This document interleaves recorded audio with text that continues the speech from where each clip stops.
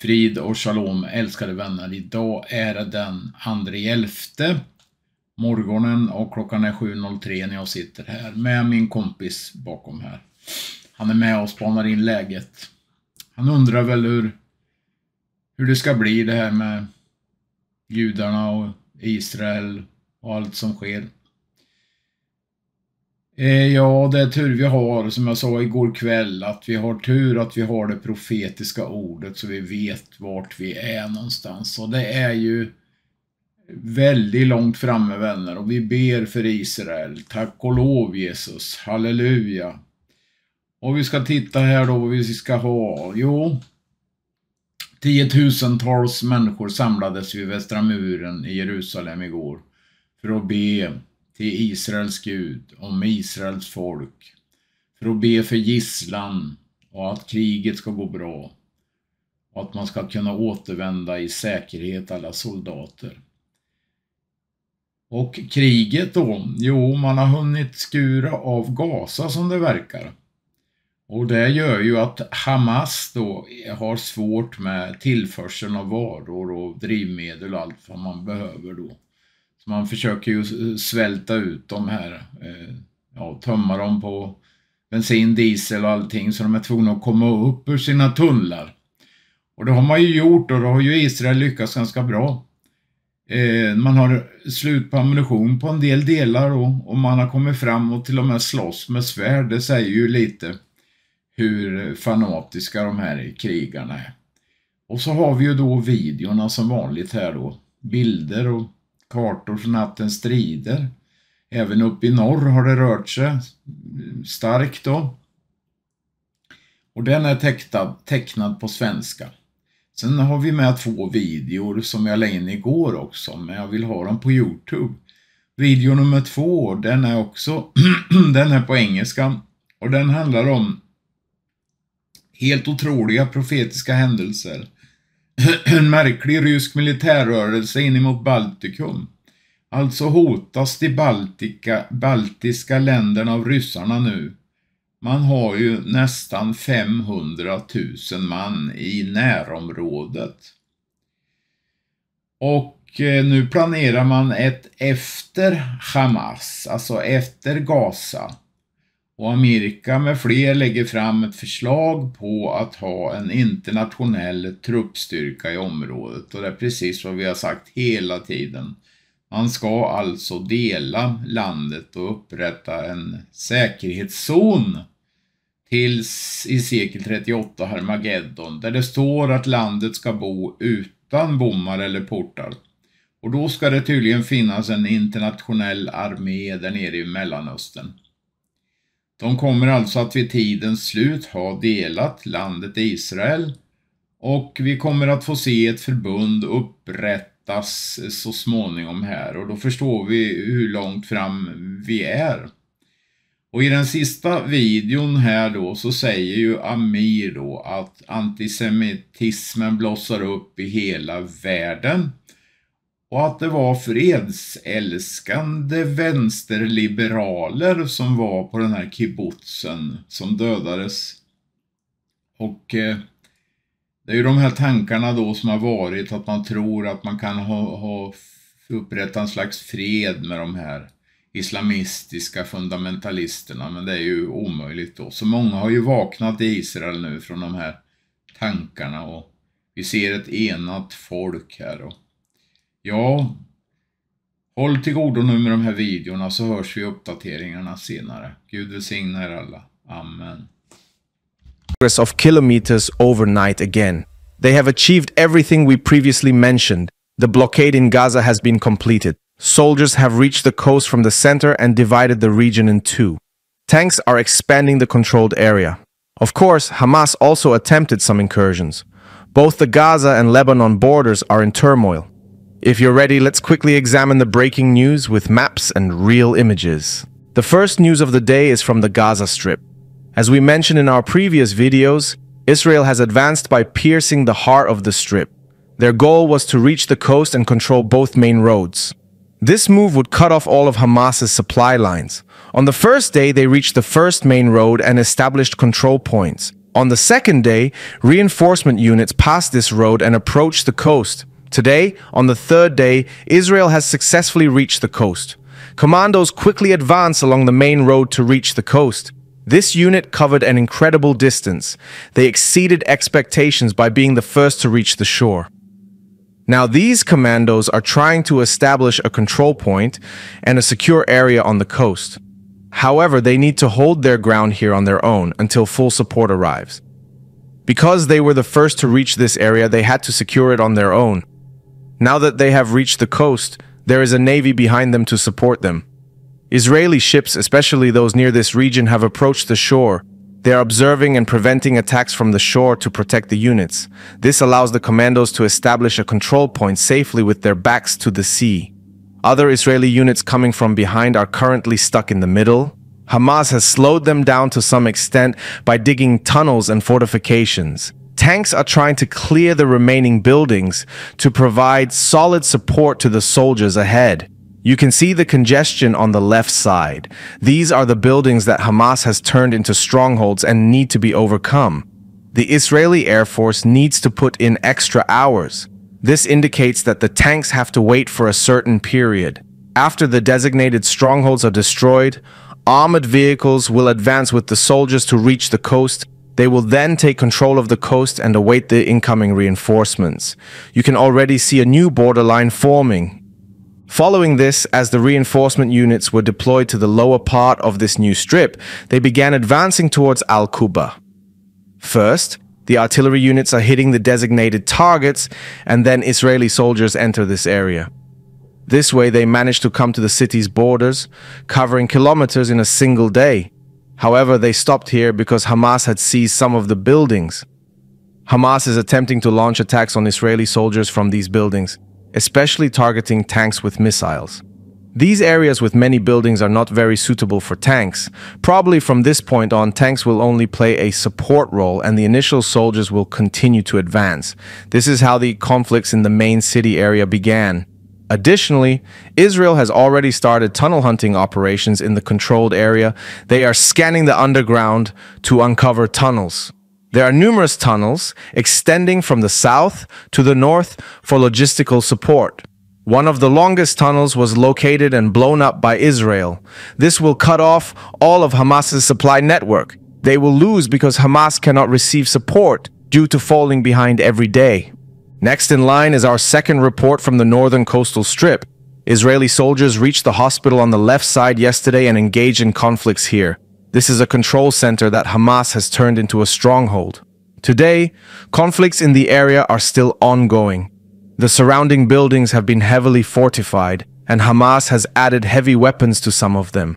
This slows down the tanks and forces them to seek support from behind. In the current situation, they have decided to solve the problem from the right side. They will attempt to approach this stronghold from the right by entering the Karame and Tavam neighborhoods. Currently, conflicts are ongoing in those neighborhoods. They are trying to clear the houses in the area. On the right side of the coast, units are trying to seal the empty space up to the city of Beit Lahia. Some special units have come to the border of Beit Lahia to establish the first line of contact. Tanks and armored vehicles have turned a building in the area into a control center and taken refuge next to the buildings. Their goal is to prepare the building before the arrival of other units from behind. Large armies require gathering and resting areas in war zones. Creating these areas takes more than a few hours. So some units need to take the risk and enter the area early to establish this space. We congratulate the unit that arrived here first and without support for their bravery. This is the difference made by special forces. Now the units left behind will fill the gap and come up to Beit Lahia within a few days. It will take some time because there are hundreds of buildings and kilometers of territory in the area. Continuing with our third report from the Beit Hanun region, Israeli soldiers reached the city's borders approximately 3 days ago and made their first entry yesterday. Currently, there are intense urban battles taking place. Hamas concentrated its largest forces in this area, believing that Israel would initially attack this city. There are many tunnels and heavy weapons inside the city, making progress a challenge. Israel, aware of the trouble tunnels could cause, has chosen to advance slowly here. They initially embarked on a tunnel hunt in the area they entered. After completely clearing this area, they will continue to advance within the city. Hamas is even trying to carry out ambushes by crossing behind Israeli soldiers through the tunnels. Today, terrorists emerged from an underground tunnel to launch an attack on a point at the border crossing. After firing for a long time at the outpost, they ran out of ammunition and resorted to using swords for the attack. This indicates how far they are willing to go in their attacks. Most likely, Israeli soldiers cornered them and they realized they couldn't escape, leading to such a move. Currently, Hamas has activated all of its tunnels. It seems the frequency of such attacks will increase. Swiftly, new solutions are needed. Finally, we return to the Lebanese border.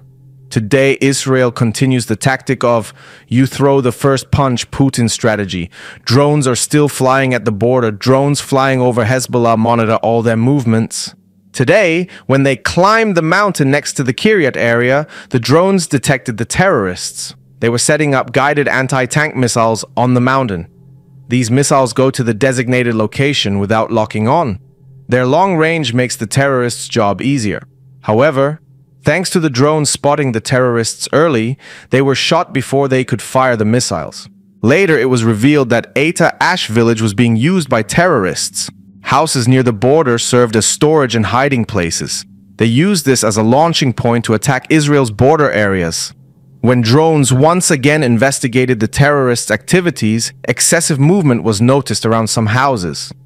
Armed individuals were entering and exiting these houses. This information was quickly relayed to the Israeli artillery. The artillery fired consecutively, dispersing the entire line. Some of Hezbollah's depots and structures at the border were destroyed. We will see how the situation at the border develops in the coming days. For now, we've reached the end of our video. We will continue to follow the region for you every day. Kaliningrad this morning. That's the third one in the last 2 days that I've personally been able to track. It's possible that there were more than that, but that means that something's going on over here. Russia's moving equipment and personnel into Kaliningrad. Either they're going to be doing some kind of an exercise or they're preparing for some kind of an invasion. Potentially, they could try attacking Poland from Kaliningrad and Belarus at the same time. They could push south from Kaliningrad. They have 300,000 troops in Kaliningrad and tactical nuclear weapons. And in Belarus, they probably have at least 50 or 100,000 Russian troops there. Plus, Belarus has Iskander missiles, and Belarus now also has Russian nuclear weapons, okay? So they could try to go for Warsaw from two directions, or they could try to take the Suwalki Gap and isolate the Baltics and then go after the Baltics. But something's brewing over here. So I want to just give you guys the latest information on the Middle East. So the Israeli Navy has now deployed missile ships to the Red Sea, and this is coming after Iran deployed missile ships to the Red Sea. I reported that yesterday. I reported that Iran sent 2 missile ships to the Red Sea, and now Israel and NATO are trying to say that those are not Iranian missile ships, but that they're actually Iranian spy ships, which is not true.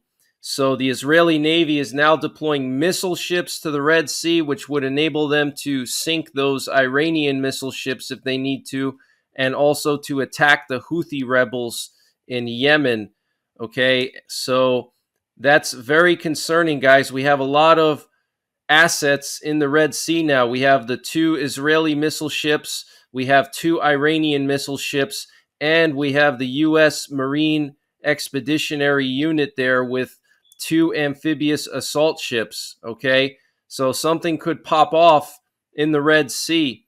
And Jordan expelled the Israeli ambassador today, which is very concerning because Jordan has always been sort of an ally to Israel. So Jordan expelled the Israeli ambassador, and U.S. Senator Marsha Blackburn is claiming that Hamas is holding nearly 500 Americans hostage in Gaza.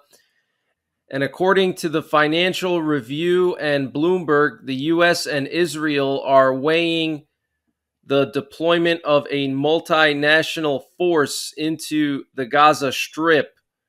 And the reason they would do this is to keep the peace, so to speak, and to rebuild Gaza. All right. So this is very, very interesting and sort of concerning.